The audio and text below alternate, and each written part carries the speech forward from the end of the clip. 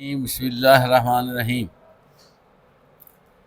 یا ایہا الذین آمنوا قوا قوامین للہ شہداء بالقسط ولا یجرمنکم شنآن قوم علی الا تعدلوا اعدلوا واقرب للتقوی واتقوا اللہ ان اللہ خبیر بما تعملون۔ اے ایمان والو، اللہ کے لیے انصاف کے ساتھ گواہی دینے والے، مضبوطی سے قائم ہونے والے بن جاؤ، اور تمہیں کسی قوم کی دشمنی ہرگز اس بات پر آمادہ نہ کریں کہ تم پر عدل نہ کرو۔ عدل کرو، یہ تقوی کے قریب تر ہے، اور اللہ کی نافرمانی سے ڈرو، بے شک اللہ تعالیٰ خوب واقف ہے۔ عزیز طلبہ، سورہ مائدہ 8 نمبر آیت ہے، اور یہ جو آیت ہے بڑی مشہور ہے، اکثر یہ آیت پڑھی جاتی ہے، اور اس میں بہت اچھا میسج ہے، پیغام ہے۔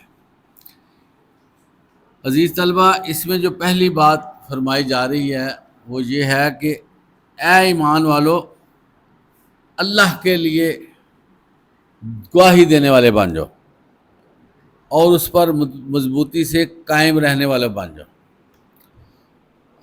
عزیز طلبہ، یہ جو معاشرہ ہے اس کے اندر بہت سے امور انجام دینے پڑتے ہیں، بڑے بڑے واقعات ہوتے ہیں، اور اسی طرح کرائم بھی ہوتے ہیں۔ بہت سے ایسے معاملات ہوتے ہیں جس میں گواہی کی بھی ضرورت ہوتی ہے۔ یہ جتنے انصاف کے تقاضے ہیں نا، یہ گواہی کے بغیر مکمل نہیں ہوتے، اور گواہ جو ہوتا ہے اس کی بنیاد پہ جج جو ہے، قاضی فیصلہ کرتا ہے۔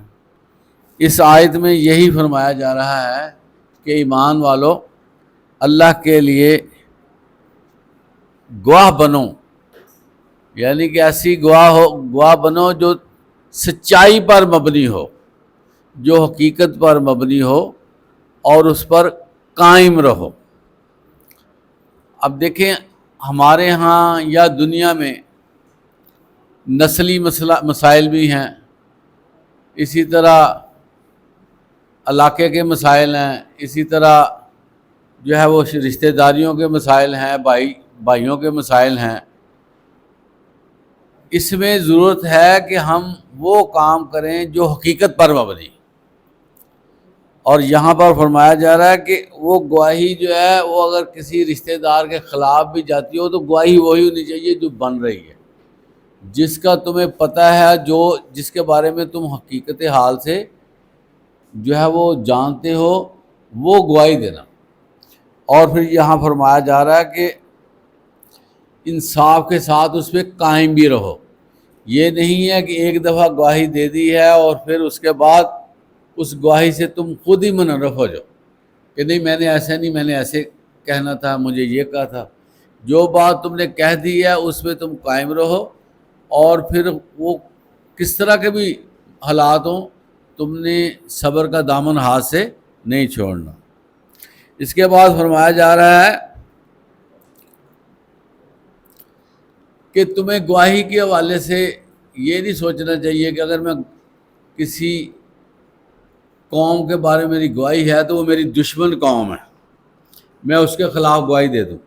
یہ دیکھیں کتنی بڑی بات ہے کہ دشمن کے بارے میں بھی اگر گواہی دینا پڑے نا، تو وہی گواہی بنتی ہے جو تم نے دیکھی ہوئی ہے، جو تمہارے آبزرویشن میں ہے، جو تمہارا ضمیر کہتا ہے، وہی گواہی دو۔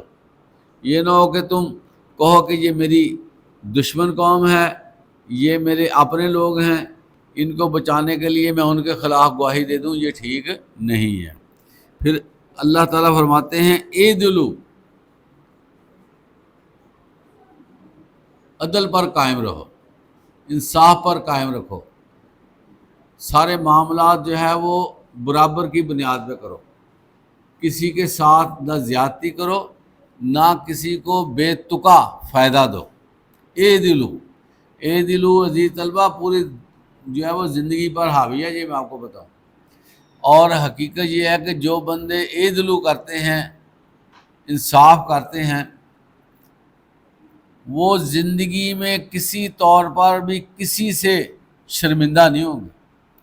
آج ہم جو ہے نا بات کرنے کے بعد شرمسار ہو جاتے ہیں، بات کرنے کے بعد ہمارا ضمیر بھی ہمارے خلاف چلا جاتا ہے، اور بات کرنے کے بعد ہم جو ہے نا وہ پریشانیوں میں مبتلا ہو جاتے ہیں، ہماری بے چینی بڑھ جاتی ہے، ہماری رات کی نیند کا مسئلہ بن جاتا ہے. ایک ہی لفظ ذہن میں رکھ لیں تو زندگی کامیاب ہو سکتی ہے. اعدلوا، اللہ فرماتے ہیں انصاف پر مبنی بات کرو، صحیح بات کرو، اور جہاں تم دیکھو کہ یہ بات حق ہے اس کو بلا جھجک کر دو، بے دریغ کر دو. اس کے نتیجے میں ممکن ہے کچھ دیر کے لیے تمہارے تعلق والے بندے، تمہارے ساتھ محبت کرنے والے بندے، تمہارے ساتھ رہنے والے بندے تم سے خفا ہو جائیں، تم سے تھوڑا سا انائڈ ہو جائیں، لیکن حقیقت عزیز طلبہ یہی ہے کہ اس کا انجام اچھا ہے. یہ جو ہے نا بندے کو اتنی سیٹسفیکشن دیتی ہے کہ بندہ جو ہے وہ ساری زندگی خوش و خرم رہتا ہے. ایک بات ہے، اے دلو، اے دلو، اے دلو، انصاف پر بات کرو، انصاف پر بات کرو. یہ بہت بڑا پیغام اللہ کے حوالے سے.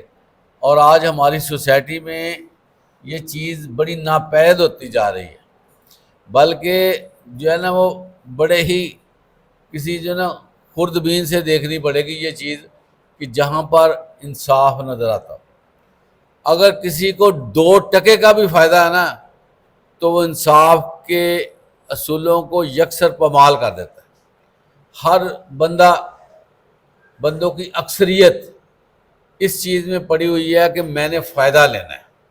وہ فائدہ جو ہے وہ کسی رنگ میں ہو، کسی بات میں ہو، 2 نمبری کر کے ملے، غلط بات کر کے ملے، وہ فائدہ لینا ہے.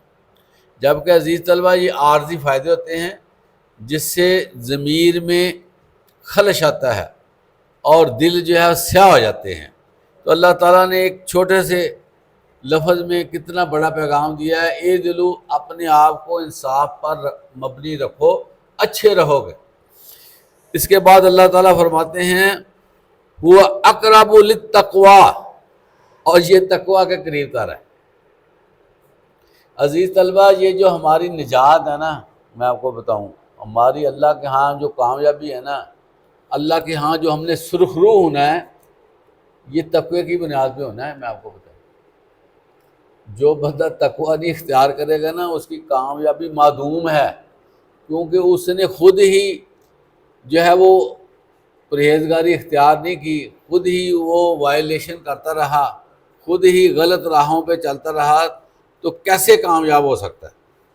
تو اللہ تعالیٰ فرماتے ہیں ایک تو تم پرہیزگاری کرو، دوسرا یہ کہ جو تم انصاف پر مبنی زندگی گزارو گے نا تو تمہارے اندر تقوی آ جائے گا، تم جو ہے نا پرہیزگار بنتے جاؤ گے، تمہارا اللہ کے ساتھ تعلق بڑھتا جائے گا، تمہاری کامیابی یقینی ہے.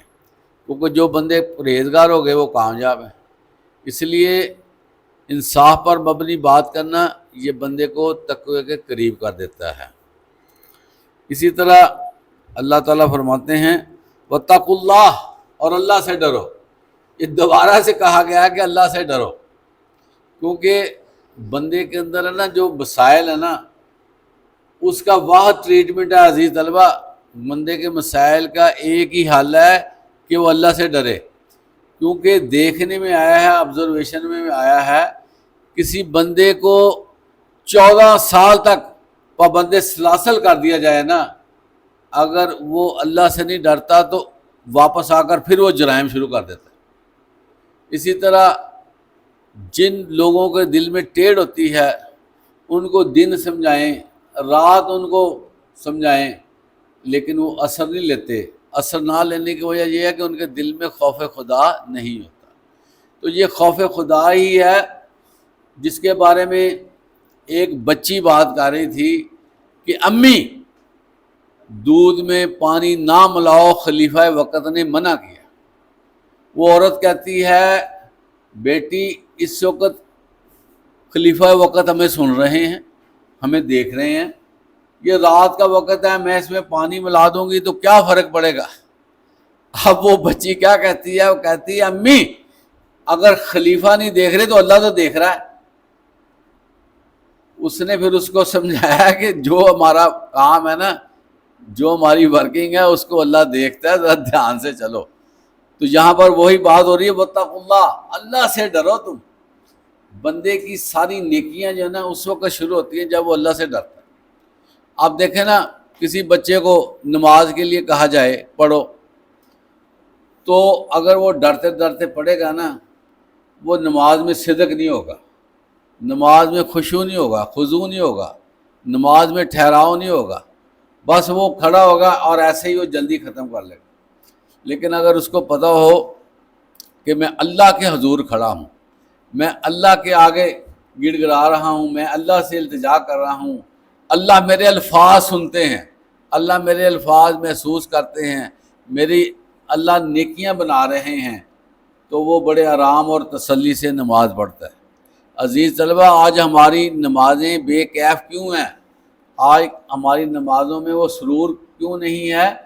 واتقوا اللہ، اللہ سے ڈرنے والی بات نظر نہیں آ رہی۔ تو اللہ سے جو ڈرنا ہے نا، یہ ہر شعبے میں ہمارے اندر تبدیلی لے آتا ہے۔ ہر معاملے میں ہم محتاط ہو جاتے ہیں، کہیں ہم سے وائلیشن نہ ہو جائے، غلطی نہ ہو جائے، ہم دو نمبری نہ کر بیٹھے اور ہم اپنی جانوں پہ ظلم نہ کر لیں۔ اس لیے جو ہے وہ اللہ سے ڈرنا بڑی مبارک چیز ہے۔ عزیز طلبہ، اللہ سے ڈرنا یہ نہیں ہے کہ بندہ کہے کہ جو ہے نا وہ پتہ نہیں اللہ نے مار دینا، مارنے والی بات نہیں ہوتی۔ اللہ سے ڈرنے سے مراد کہ کل کو ہر بندے نے اللہ کے سامنے پیش ہو جانا ہے، اللہ تعالیٰ نے سارے سوال اس سے کرنے ہیں، پوچھنا ہے۔ تو اللہ سے ڈرنے سے مراد ہے کہ ہم جب اللہ کے ہاں پیش ہوں تو ہمارا جو اعمال نامہ ہے وہ سیدھا ہو، صاف ستھرا ہو، نیٹ اینڈ کلین ہو، اور ہمارے اوپر آبجیکشن نہ آئے کہ یہ کام کیوں کیا تم نے۔ اس لیے کہا جا رہا ہے واتقوا اللہ، اللہ سے ڈرو، اور اعدلوا، اور جو ہے وہ انصاف پر مبنی بات کرو۔ ان اللہ خبیر بما تعملون۔ عزیز طلبہ، یہ جو آیت ہے نا یہ بھی ہمارے ذہن میں ہونی چاہیے، اور اس سے تقویٰ پیدا ہوتا ہے۔